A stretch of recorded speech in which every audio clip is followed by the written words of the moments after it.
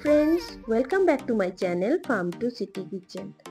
আজকে তোমাদের সাথে আমি ফুললি একটা ভেজ আলুর দমের রেসিপি শেয়ার করব। পেঁয়াজ রসুন ছাড়াই ফুললি ভেজ কিভাবে ইয়াম্মি টেস্টি আলুর দম তৈরি করা যায় সেটাই তোমাদের সাথে আজকে শেয়ার করব। তো চলো দেরি না করে ঝটপট স্টার্ট করে দিই। তো প্রথমে আমি দেখে নাও এখানে আলুগুলোকে বয়েল করে নিয়েছি হালকা করে, আর খোসাগুলো ছাড়িয়ে এইভাবে দুভাগ করে কেটে নিয়েছি।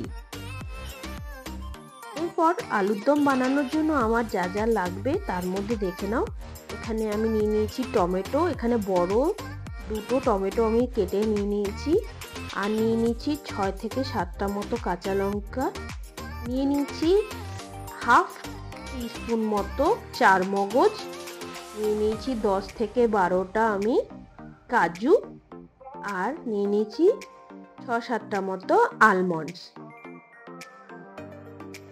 এরপর গ্যাসে আমি একটা ফ্রাই প্যান বসিয়ে দিয়েছি, এর মধ্যে আমি অল্প পরিমাণ মতো তেল দিয়ে দেবো, আর তেলটাকে একটু গরম করে নেব। তেলটা আমার গরম হয়ে গেছে। এরপর এর মধ্যে আমি হাফ টিস্পুন মতো জিরে দিয়ে দেবো, গোটা জিরে। জিরেটাকে হালকা আমি একটু ভেজে নেব। জিরেটা হালকা ভাজা হয়ে গেলে এর মধ্যে আমি কাজুগুলোকে দিয়ে দেবো, একই সাথে আলমন্ডগুলোকেও দিয়ে দেব। দিয়ে বেশ ভালো করে কাজু আর আলমন্ডসটাকে একটু লাল লাল করে ভেজে নেব।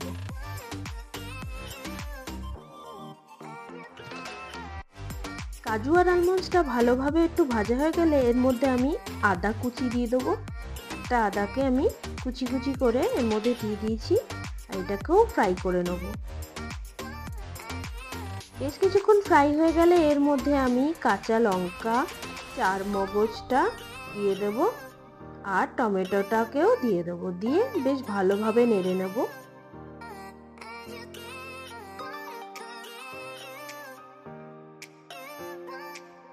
কিছুক্ষণ নেড়ে নেওয়ার পরে এর মধ্যে আমি হাফ টিস্পুন মতো লবণ দিয়ে দেব, হাফ টিস্পুন মতো হলুদ গুঁড়ো দিয়ে দেব। এরপর ভালোভাবে নুন আর হলুদটাকে ভালোভাবে মিশিয়ে নেব। মিশিয়ে নেওয়ার পরে কিছুক্ষণের জন্য এটাকে আমি ঢাকা দিয়ে ফ্রাই করে নেবো, যাতে সব বয়েল হয়ে যায়, ভালোভাবে নরম হয়ে যায় টমেটোগুলো। কিছুক্ষণ পরে দেখে নাও টমেটোগুলো বেশ নরম হয়ে গেছে, আর বাকিগুলো বেশ ভাজা ভাজা হয়ে গেছে। তো আমাদের ভাজাটা পুরো হয়ে গেছে। এরপর এটাকে আমি একটা মিক্সিং জারে নিয়ে নেব, মিক্সার গ্রাইন্ডারের জারে, আর এটাকে ঠান্ডা করে নেব। এটা ঠান্ডা হয়ে গেলে এর মধ্যে আমি অল্প পরিমাণ জল দিয়ে এটাকে ভালোভাবে গ্রাইন্ড করে নেব। পুরো ভালোভাবে আমি এটাকে মিক্স করে নেব। দেখে নাও আমার পুরো পেস্টটা করা হয়ে গেছে। এরপর আমি গ্যাসে ফ্রাই প্যান বসিয়ে দেবো, আর এতে আবারও 2 থেকে 3 টেবিল স্পুন মতো আমি তেল গরম করে নেব। তেলটা আমার গরম হয়ে গেছে। এরপর এর মধ্যে আমি আলুগুলোকে দিয়ে দেবো।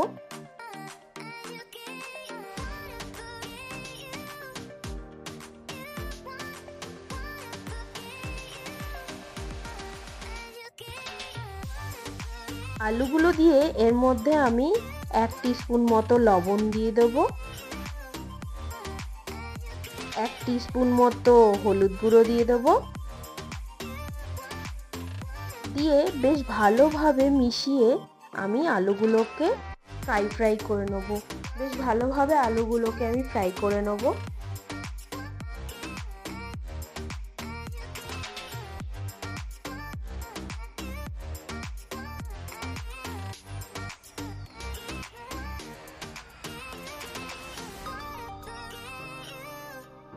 তো দেখে নাও বন্ধুরা, আমার আলুগুলো একদম লাল লাল করে ফ্রাই করা হয়ে গেছে। এবার এটাকে আমি একটা প্লেটে তুলে নেব।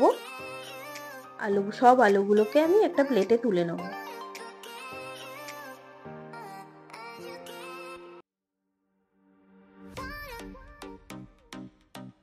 এরপর ফ্রাইং প্যানে আবারও আমি 1 থেকে 2 টেবিল স্পুন মতো তেল দিয়ে দেবো আর তেলটাকে গরম করে নেব। তেলটা গরম হয়ে গেলে এর মধ্যে আমি একটা শুকনো লঙ্কাকে চিড়ে দিয়ে দেবো আর শুকনো লঙ্কাটাকে একটু লাল করে ভেজে নেব। শুকনো লঙ্কাটা লাল করে ভাজা হয়ে গেলে এর মধ্যে আমি গোটা গরম মশলা, 2টো এলাচ, একটা দারচিনি আর 2 থেকে 3টে লং দিয়ে আবারও কিছুক্ষণের জন্য ভেজে নেব। কিছুক্ষণ ভাজা হয়ে গেলে এর মধ্যে আমি 5 ফোড়ন দিয়ে দেবো, হাফ টিস্পুন মতো দিয়ে আবারও বেশ ভালোভাবে একটু ভেজে নেব। কিছুক্ষণ ভাজা হয়ে গেলে এর মধ্যে একটা তেজপাতাকে চিড়ে আমি দিয়ে দেব, আবারও বেশ কিছুক্ষণের জন্য ভেজে নেব।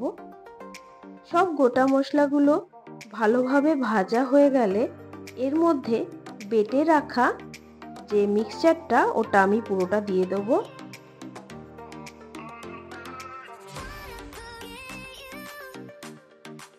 আর অল্প পরিমাণ মতো জল, এখানে আমি মিক্সিং জারটা ধুয়ে অল্প পরিমাণ মতো জল দিয়ে দেবো।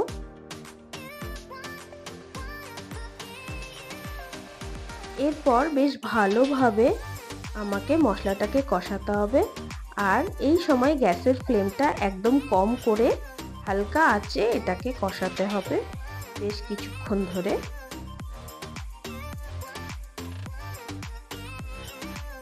এরপর এর মধ্যে আমি আবারও 1 টিস্পুন মতো লবণ অ্যাড করে দেবো, দিয়ে দেবো 1 টিস্পুন হলুদ গুঁড়ো,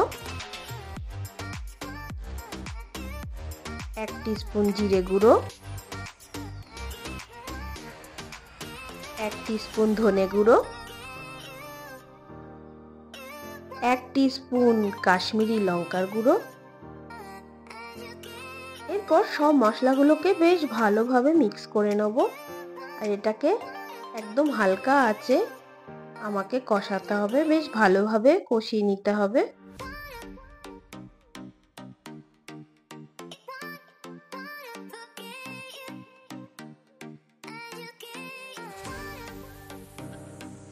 মশলাটাকে আমি কিছুক্ষণের জন্য ঢাকা দিয়ে কষিয়ে নেব। কিছুক্ষণ পর ঢাকা তুলে দেখে নাও পুরো মশলাটার জলটা পুরো একদম শুকনো শুকনো হয়ে গেছে আর মশলাটাও বেশ ভালোভাবে একদম কষে কষে গেছে। এরপর এর মধ্যে আমি 2 চামচ টক দইকে ভালোভাবে ফেটিয়ে রেখেছিলাম, সেই টক দইটা দিয়ে দেবো। টক দইটা দেওয়ার পরে একদম গ্যাসের ফ্লেমটা কম করে দিতে হবে, না হলে দইটা পুরো ফেটে যাবে। আর স্পুন দিয়ে অনবরত চালাতে হবে যাতে কোনোভাবেই দইটা ফেটে না যায়।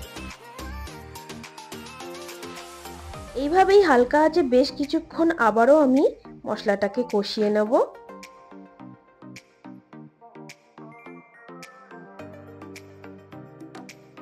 মশলাটা বেশ কিছুক্ষণ কষে গেলে এর মধ্যে আমি এখানেও 1 টেবিল স্পুন মতো চিনি অ্যাড করে দেবো, দিয়ে আবারও বেশ কিছুক্ষণ এটাকে মিক্স করে কষিয়ে নেব।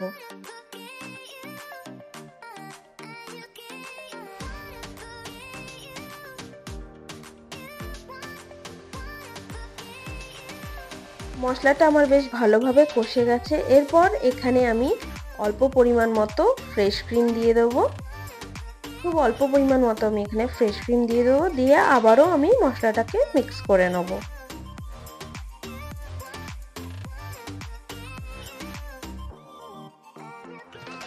মশলাটা পুরো আমাদের মিক্স হয়ে রেডি হয়ে গেছে। এরপর এর মধ্যে আমি ভেজে রাখা আলুগুলোকে দিয়ে ভালোভাবে আলুর সাথে পুরো মশলাটাকে মাখিয়ে নেব বেশ ভালোভাবে।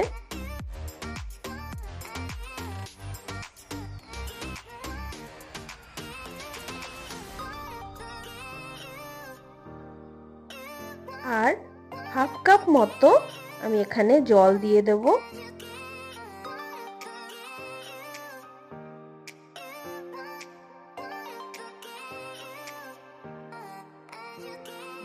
জল দিয়ে বেশ ভালোভাবে মিশিয়ে এটাকে কিছুক্ষণের জন্য আমি ঢেকে রাখবো।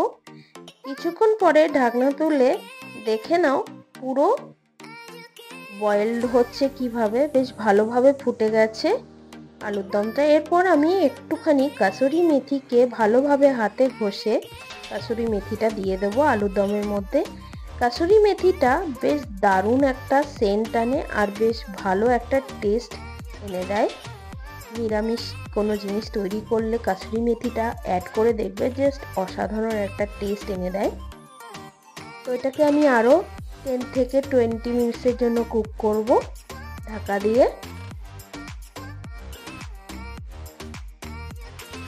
10 থেকে 20 মিনিটস পরে দেখে নাও পুরো আলুর দমটা আমাদের রেডি হয়ে গেছে। পুরো টেক্সচারটা দেখো, পুরো নিরামিষ আলুর দম, কোনো রকম পেঁয়াজ রসুন ছাড়াই আলুর দমটা আমাদের রেডি হয়ে গেছে। তো এরপর এর মধ্যে আমি আমার ঘরে বানানো গরম মশলা 1 চিমটি মতো দিয়ে দেব, দিয়ে নাড়িয়ে চাড়িয়ে এটাকে আমি নামিয়ে নেব।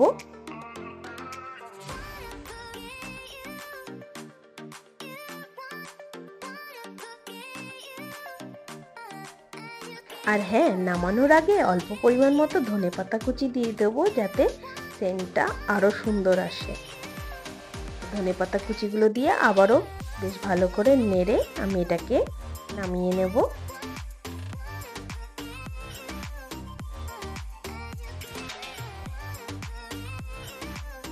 তো দেখে নাও বন্ধুরা, আমাদের কোনো রকম পেঁয়াজ রসুন ছাড়াই আলুর দমের রেসিপিটা পুরো রেডি। তোমরা এটা গরম গরম রুটি পরোটার সাথে ট্রাই করে দেখো, জাস্ট অসাধারণ লাগে। আর যে কোনো নিরামিষের দিনে তোমরা এটাকে বানিয়ে ফেলতেই পারো।